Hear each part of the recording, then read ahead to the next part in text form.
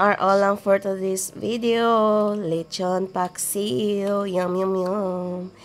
Dito nga pala kami sa Albor, guys. Volleyball. Pinaglaro lang namin yung mga bata sa playground. Kaso parang uulan, kaya pumasok na kami. Nagbaon na rin pala kami ng kanin at ulam para dito na rin sila pakainin. Para mapakain lang. Kasi dito talaga yung kumakain sa bahay.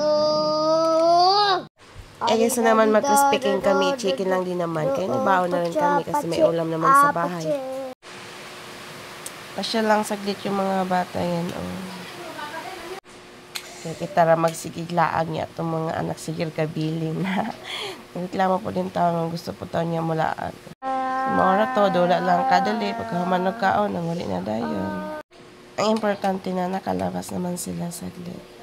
Saka parang okay itong ganito na nakakamisin yung kumain sa labas. Ang ganito nung nagbabaon lang. Diba? At least kahit paano nakakain yung mga bata. Mara to guys. Thank you for watching. Nindot kayo ang view. Nindot ang weather. Medyo mga ulan-ulan lang. Pero okay lang. Hindi siya mainit. Ano yung boulevard sa Albor.